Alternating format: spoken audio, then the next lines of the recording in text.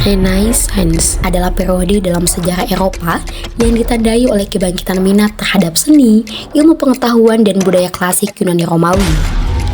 Periode ini dimulai sekitar abad ke-14 di Italia dan menyebar ke seluruh Eropa, berlangsung hingga abad ke-17. Renaissance menandai pergeseran dari kekangan feodalisme menuju masyarakat yang lebih terbuka, kreatif, dan juga berorientasi pada ilmu pengetahuan. Ini adalah masa di mana karya-karya seni besar diproduksi dan juga penemuan ilmiah dibuat, dan juga pemikiran filsafat serta politik mengalami perkembangan yang signifikan. Buku ini menjelaskan mengenai awal kelahiran Renaissance dari para humanisme, yaitu orang-orang yang giat dan juga tekun mengolah kembali kedua kebudayaan klasik, yaitu kebudayaan Yunani dan Romawi. Pada bab pertama, menjelaskan mengenai kelahiran kembali kebudayaan dan pengetahuan klasik Yunani dan Romawi selama periode Renaissance.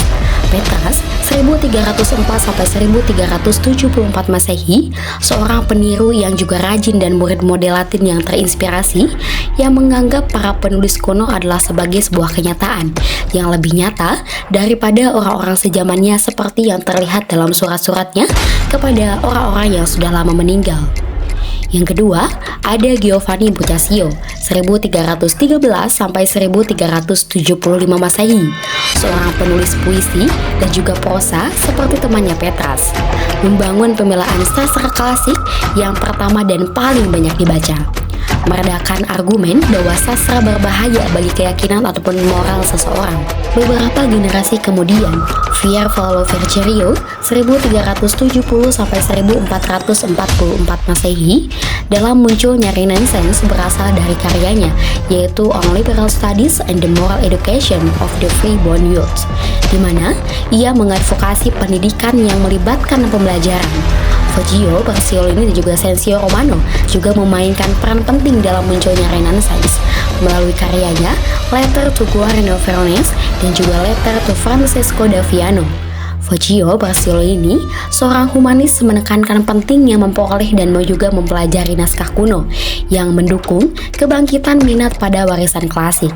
Sementara Sensio Romano dalam karyanya mengkritik keadaan sosial politik zaman itu yang merangsang pemikiran kritis yang menjadi ciri dari Renaissance. Pada bab kedua, menjelaskan mengenai eksplorasi diri yang ditujukan oleh para humanisme modern. Petrus dengan karyanya yang berjudul To Posterity 1351-1372 berisi serangkaian puisi Latin. Kumpulan puisi ini mencerminkan pandangannya tentang kehidupan, cinta, kebanggaan, dan juga kepahitan manusia. Kedua bangsawan dan diplomat Florentine bernama Giano Simonetti 1396-1459 yang memperkenalkan karyanya On the Dignity and Excellence of Man, mempengaruhi pemikiran pada waktu itu dengan menekankan martabat manusia dan pentingnya pendidikan. Ketiga, ada keturunan pangeran negara feodal kecil bernama Giovanni Pico della Mirandola 1463-1494 Masehi. Dari karyanya Oration on the Dignity of Man sangat memengaruhi Renaissance karena mengusung konsep bahwa manusia memiliki kemampuan untuk mencapai kesempurnaan dan keunggulan melalui pengetahuan dan kebebasan bertindak. Dan terakhir, bangsawan Prancis serta pejabat publik bernama Mika de Montaigne 1533-1592 Masehi dari karyanya To the Reader 1580 dan juga Of Experience pada 1587-1588 memberikan kontribusi penting terhadap perkembangan pemikiran filosofis, sastra, dan budaya pada masa itu. Pada bab selanjutnya, pada bab ketiga, buku ini membahas peran dan pengaruh humanisme pada pengembangan kehidupan kota dan masyarakat pada masa Renaissance. Ini termasuk konsep tentang kewarganegaraan aktif, partisipasi politik, pembangunan kota, dan juga nilai-nilai kemanusiaan yang mendasari hubungan antar individu dalam masyarakat. Pertama ada Leonardo Bruni dalam karyanya In the Praise of the City of Florence 1404 Masehi sangat mempengaruhi munculnya periode Renaissance. Bruni memuji Florence sebagai pusat kebangkitan intelektual dan juga seni, menekankan pentingnya pendidikan, pemikiran bebas dan juga kebebasan berpikir. Pandangan ini memperkuat ide-ide humanisme yang menjadi dasar Renaissance, yang menekankan pada martabat manusia, pengetahuan dan juga keindahan. Bruni juga menyoroti pentingnya kembali ke budaya klasik Yunani Romawi yang menjadi salah satu karakteristik utama dari peristiwa Renaissance. Yang kedua ada Francesco Barbaro dalam karyanya On Marriage 1415 Masehi memiliki pengaruh yang signifikan juga dalam munculnya peristiwa Renaissance. Salah satu kontribusinya adalah penekanan pada pentingnya pendidikan dan peran wanita dalam masyarakat yang sejalan dengan semangat Renaissance untuk pengetahuan dan kebangkitan budaya. Karya Barbaro ini juga menyoroti hubungan antara moralitas dan kehidupan pribadi yang menjadi fokus utama dalam pemikiran Renaissance tentang individu dan masyarakat. Dan yang ketiga ada Alonso Sorino-Sini dan juga yang keempat ada Juan Luis Vives memainkan peran penting juga dalam munculnya peristiwa Renaissance. Renusini ini dalam karyanya On Liberty 1479 Masehi membahas pentingnya kebebasan individu dan juga pemikiran bebas yang menjadi landasan pemikiran Renaissance yang menghargai kreativitas dan eksplorasi intelektual. Sementara itu, karya Juan Luis Vives On Assistance to the Poor 1526 Masehi menyoroti juga pentingnya perhatian terhadap kesejahteraan sosial dan juga kemanusiaan. Nilai-nilai yang juga menjadi bagian integral dari pergerakan Renaissance yang menekankan kepentingan manusia dan kemajuan sosial. Keduanya memberikan kontribusi signifikan dalam membentuk pandangan manusia pada masa itu dan memengaruhi perkembangan pemikiran Renaissance. Pada bab 4, tersaji karya-karya yang disusun dari tahun 1453 hingga 1555 yang dibuat oleh 4 penulis berbeda berisikan tentang peristiwa-peristiwa selama Renaissance di Italia. Yang pertama ada Lauro Curini, seorang bangsawan dan pengusaha Venesia yang mengungkapkan kesedihannya atas penaklukan Konstantinopel oleh Turki Ottoman di tahun 1453. Penulis lainnya adalah Agnello Poliziano, seorang pelayan medisi, keluarga penguasa Florence yang karyanya berjudul Account of the Pazzi Conspiration 1478, sebuah kisah yang jelas, menarik dan sangat partisan tentang konspirasi melawan saudara Lorenzo dan Guglielmo de Medici yang mengakibatkan kematian saudara tersebut dan memastikan kemenangan saudara Lorenzo. Karya ketiga ditulis oleh Luigi Guicciardini, seorang negarawan Florence yang menulis tentang penjarahan Roma pada tahun 1527 yang melibatkan pasukan Spanyol dan juga Jerman yang menjarah barang-barang berharga dari kota. Karya selanjutnya ditulis oleh Olimpia Morata, seorang Ferraris yang menjadi Protestan Jerman. Karyanya berupa surat-surat yang menceritakan kisah tentang penindasan terhadap Protestanisme di Italia. Dan pada bab selanjutnya, 3 pemikir terkemuka Eropa menawarkan visi negara yang berbeda-beda, di mana Niccolo Machiavelli dalam The Prince memberikan nasihat kepada penguasa dalam mempertahankan kekuasaan. Menurut Desiderius Erasmus, dalam karyanya yang berjudul Education of a Christian Prince, menekankan kualitas seorang pangeran yang baik yang sesuai nilai-nilai Kristiani. Berbeda dengan Erasmus dan juga Machiavelli, Utopia karya Thomas More menghadirkan masyarakat ideal di mana kepemilikan pribadi dihapuskan. Warga negara bekerja demi kebaikan bersama dan pemerintahan didasarkan pada pejabat terpilih. Pada bab ke-6, lebih jauh mengeksplorasi hubungan simbiosis antara seni dan juga humanisme di zaman Renaissance dengan menekankan pengaruh zaman kuno terhadap ekspresi artistik. Kutipan dari karya Leon Battista Alberti, Isabella d'Este, Albrecht Dürer, dan juga Benvenuto Cellini menjelaskan keterhubungan seniman dan humanis dalam membentuk masyarakat Renaissance. Pada bab ke-7, membahas humanisme tidak hanya terbentuk di Eropa yang sangat religius dalam cara yang dinamis dan juga vital. Namun, para humanis terlibat dalam semangat keagamaan tersebut. Lorenzo Valla 1407 sampai 1457 Masehi, seorang humanis dengan kecerdasan yang sangat tajam dalam pembedahan kritisnya terhadap dokumen palsu pada abad ke-8 yang dikenal sebagai sumbangan Konstantinus, menggunakan berbagai sudut pandang sejarah, filosofis dan juga sejarah.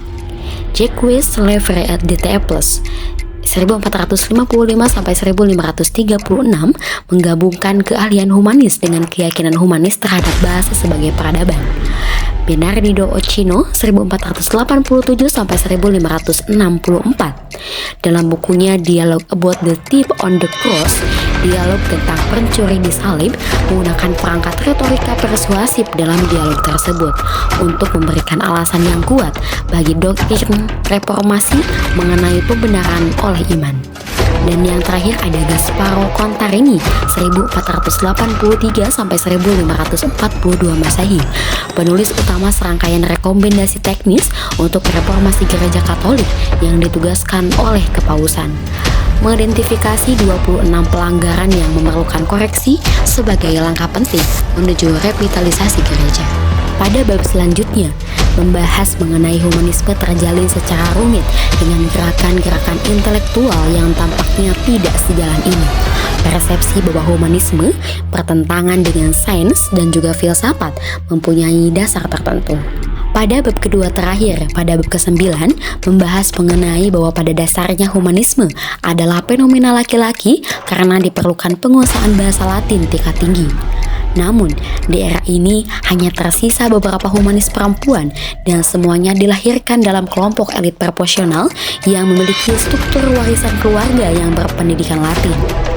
Mereka dengan penuh semangat berpartisipasi dalam lingkaran intelektual humanis dan mengarang karya-karya dalam genre humanis biasa, terutama surat, orasi, dialog, risalah dan juga puisi. Isolta Narzola 1418 Masehi sampai 1466 Masehi, humanis perempuan besar pertama. Isolta ini menulis dalam 3 genre humanis utama dalam bentuk surat, orasi, dan juga dialog. Selain itu, ada tokoh lainnya bernama Laura Sereta 1469 sampai 1499 Masehi, dan juga ada Cassandra Fedele 1465 sampai 1558 Masehi. Di bab ke-10, Amerigo Vespucci 1454 sampai 1512 Masehi yang pada tahun 1501 sampai 1502 berlayar di sepanjang garis pantai Amerika Selatan dari Brasil hampir sampai ke selat yang kemudian diterobos oleh Amerika. Marco Polo dari Venesia menceritakan tentang petualangannya selama 24 tahun dari tahun 1271 sampai 1295 di Asia Tengah dan juga Cina. Garcilaso de la Vega dari tahun 1539 sampai 1616 yang selalu menambahkan sebutan lebih lanjut pada namanya Inca tidak menemukan dunia baru.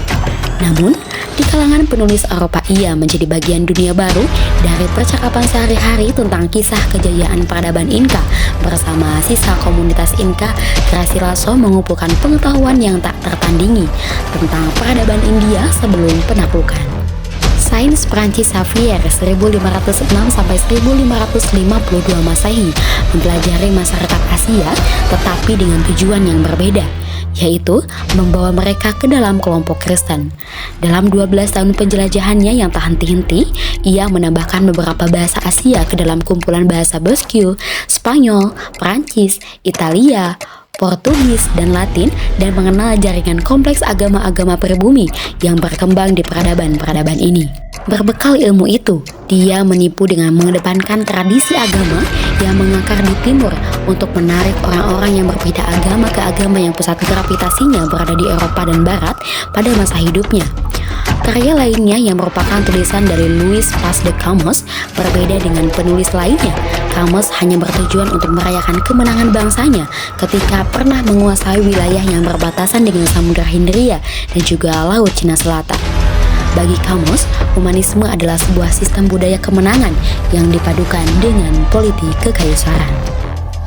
Kelebihan dari buku ini memperkenalkan setiap penulis beserta karyanya dengan detail setiap kejadian pada masa Renaissance.